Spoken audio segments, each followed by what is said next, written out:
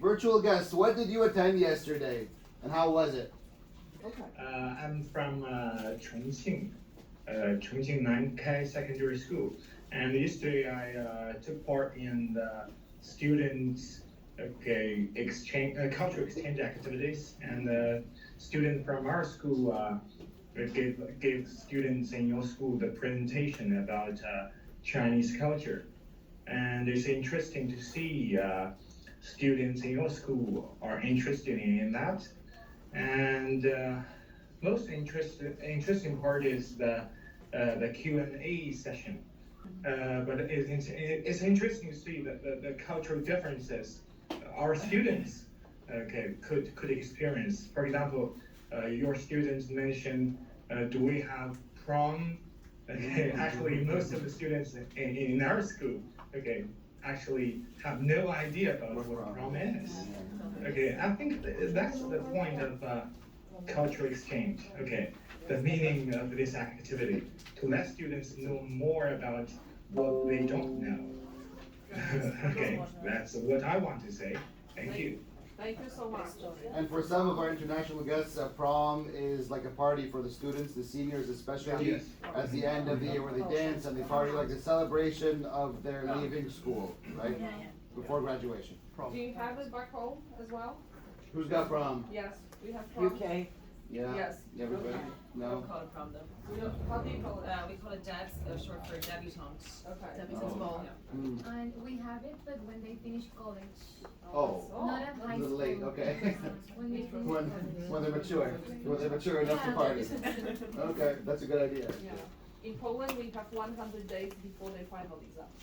So this is always that period of time when they actually have the prom. In Egypt, it's a bit different because the prom is not sponsored by the school, because the prom is a party. And so a school can't have a party. And so the students do it themselves, and they organize it themselves, and they do everything themselves. And it's outside of school, and the school has nothing to do with it. The teachers don't go. I mean, some teachers go, but the cool teachers go, but, but the school isn't invited, right? Yeah, so. Hello, Miss Naya. What would you like to tell us this early morning? Can you hear us well? Welcome. Yeah, yesterday was really nice to share our culture with other students, and they had really interesting questions that we can answer, so it was really nice.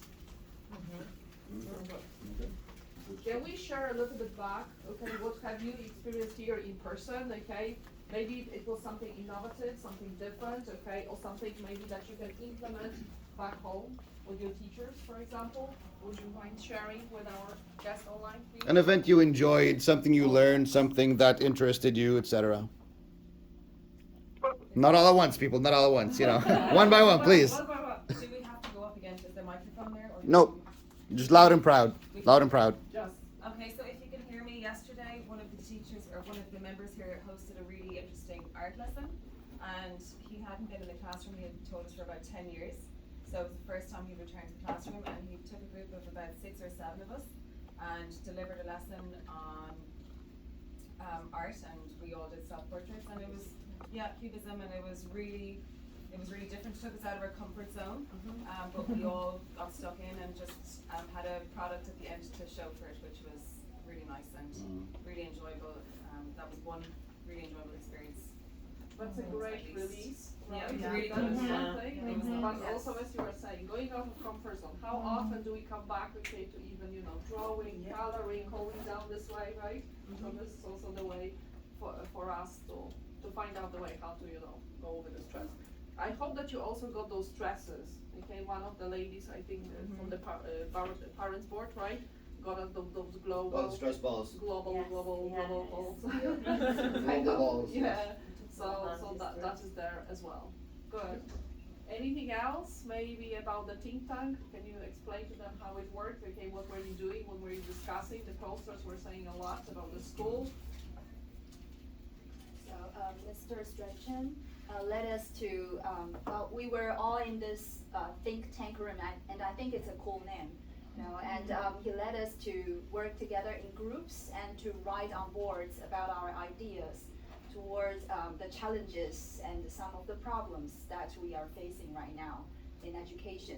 And I'm really glad to see that actually we are facing some common problems. We are facing the same problems everywhere around the world. But at the same time, we're all working together to cope with them and trying to figure out a way to solve all those problems. And it's a great, the atmosphere was great. And I like the feeling that we're all working together to solve something. Thank you. Thank you so much. Adding on, I do want to say it's very, very interesting how that we're all so different, yet we all speak the same language in terms of education, right? Yeah. And it was very fascinating to me yesterday. Everybody has like, yes, yes, We yes. have Yes, a us too, us too, us too. It's the same thing everywhere. And so that fascinated me. How about your students' experience? Do you talk with your students about host families, activities? Okay, what do they enjoy? Because in the movie, I don't know if you noticed, there was a Fort Beach, right? The first Yeah, over the beach, there, yeah. right? How about the activities that they do? Because I know that they have been doing a lot since they came. Any student feedback from anybody? They are very happy because of the openness of US students as well. Receiving them during classes, during shadowing, they had a great experience of knowing new people and approaches to teaching. And they told me that they were really very inspired by the way how students communicate as well while team working. So they really found it very inspiring for themselves. Very cool. And I don't know how about your students, my students were very, very nervous, you know, when they went to the class and they were supposed to present. And then the atmosphere was so positive and welcoming, as you were saying, Hula. Then, okay, they were really, really eagerly to answer the questions, okay? I think the students over here are also not afraid of asking questions, okay? Simple questions, why not to ask? Yeah, everyone's curious. Everyone wants to If you know. are curious, okay, ask the question, okay? If you don't understand something, okay, open up. So I think that is what we always, you know, bring from here, right? Exactly, Okay? exactly. I love that. Yeah, Everyone's asking questions. that's right. I've seen some students also doing the community service even with the host families. Have you heard about that? They were going and volunteering, okay, especially over the weekend. So that is something valuable as well because I'll bring back a little bit, okay, the diploma program kind of experience, and as we talked yesterday with the principal, okay, that is so important, not only behind academic, but also focus on volunteering, on bringing up your skills as well, okay, like social skills, etc. Because this is the part, you are part of a community, right? So you have to not only take, learn, but also give back. So I think it's important. I think that we can also mention a little bit, you know, the meeting with the principal, Ms. Lisa Spencer, because that is good to summarize a little bit and give everyone the feedback. Not everyone was participating in this one. Because mom is also giving back to the district. She meets actually with other principals and they are curious, okay, how we are doing in our countries, okay, what are the challenges, what you like about this school and the district, so that is there as well.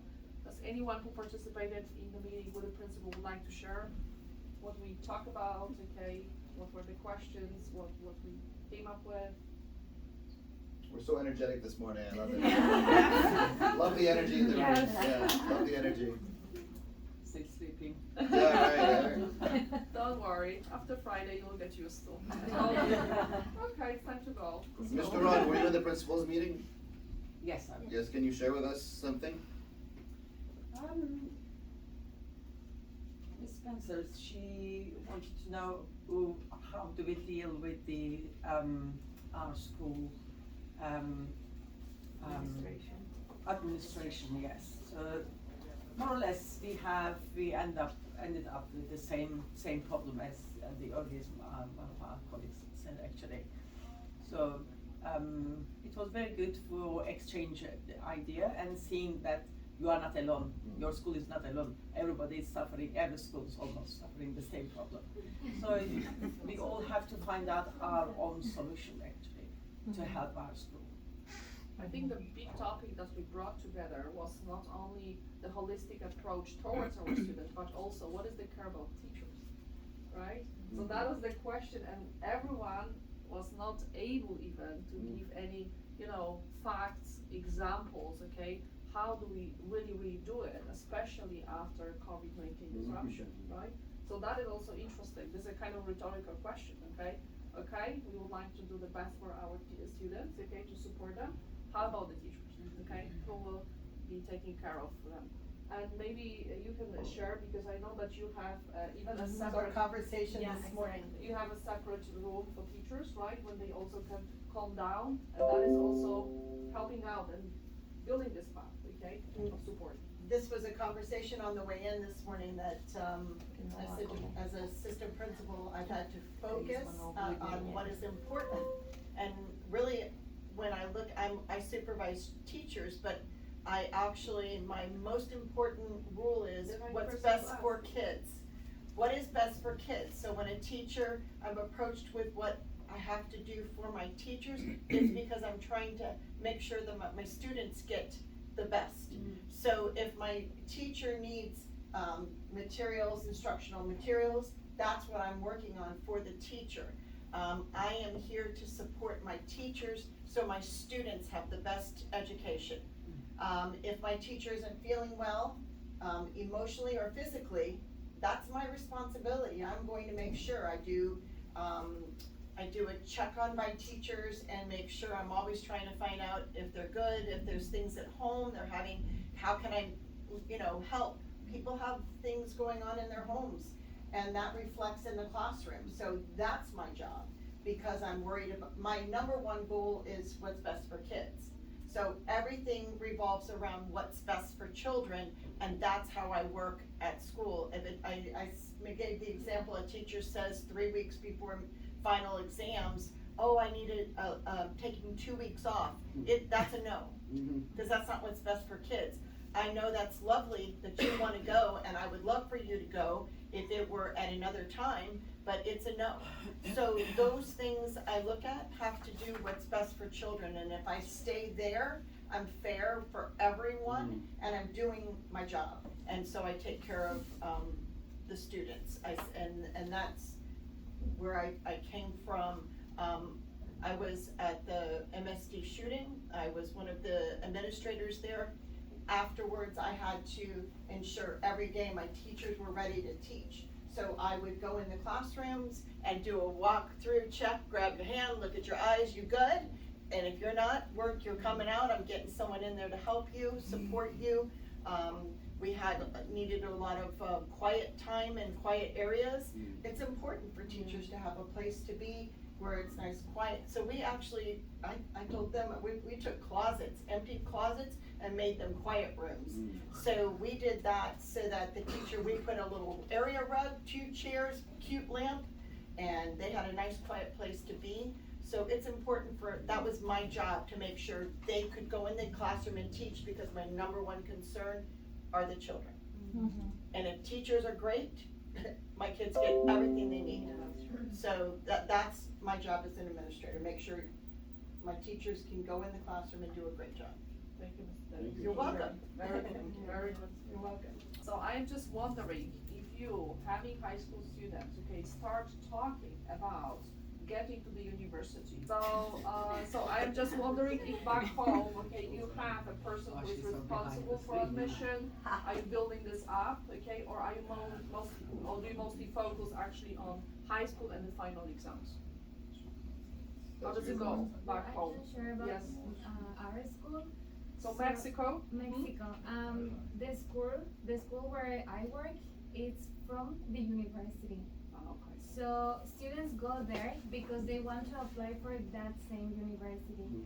And well, Exactly the same? They want to build the Yeah, path to that yeah, to particular that one? one. Okay. and it's kind of like the best school in the south part of Mexico. So we have people coming from neighbor states, and well, some students go there during the last year to finish in that high school so they can apply for the university. But they need to take an admission exam. So when they are in their last year of high school, they start taking courses for that admission test since September to May. And not all of them, even though they study in that high school, not all of them have the opportunity to get in because they need like to have the points. And it's different from here because it doesn't matter what they did during high school. the grades or the extra activities, the extra credits, the university don't see that. They only see the score they have on the admission tests. And well, that's a difference I just identified. And well, just that. Well, students go there because it's kind of the best high school in the state. But also we have students that when they finish, they go to a different university. Sometimes because what they want to study is not in the university. Some other times because they don't want to feel the pressure of or the stress of compete against so many people, because there are like many people applying for the university. And we don't have a person who focus on admissions at high school.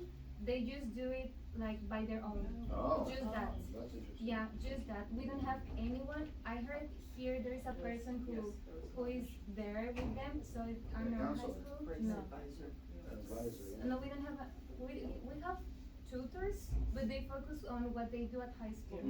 Just that. And mostly students are very responsible of what they do for the university, and of course their parents are always there, like checking everything.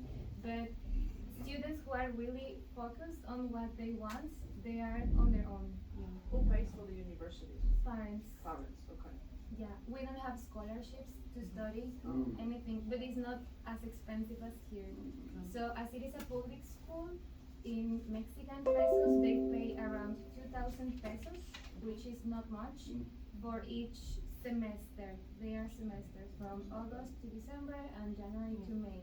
Each semester they pay that fee, which is for the facilities, like painting the buildings, just that. A brace advisor also helps students get post-secondary education of any kind, not just university. So we have military option here in the United States, which the military does extensive training, and then we'll give you an opportunity for college. But also we have schools in which do technical jobs.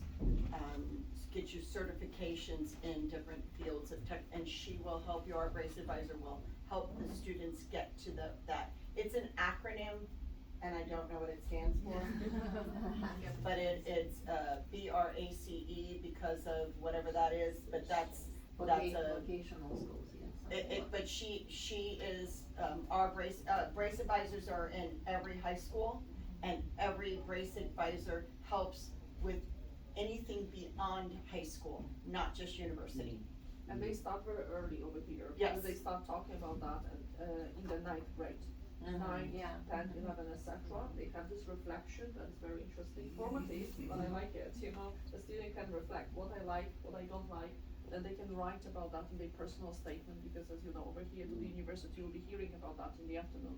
That's so important, not only academically, okay, to be strong, but also to have something to say and present about actually himself or herself.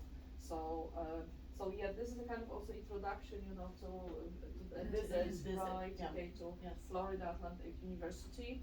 And that is also interesting from my perspective. When I started coming here, they had really few international students. And at the moment, they have such an exposure and the need as well, okay, to bring people from all over the world, that the international program has grown, okay. They provide some scholarships, so you will be getting familiar with that. And also, okay, you can bring this back home. They have the counselors who actually visit different schools across the world. They go, they talk about that. And I think that is also needed, you know, because it changes the student's perspective, right? What is happening after high school? What am I going to do, okay? As we discussed even with principal yesterday, right? That not everyone, okay, should or could or whatever go to high school, right? We should have give them different opportunities in life. And that thinking, that process, right, should have started before, okay, they find themselves in high school and they feel like, what am I doing here, right? So to give the quality time as well. Very, very good.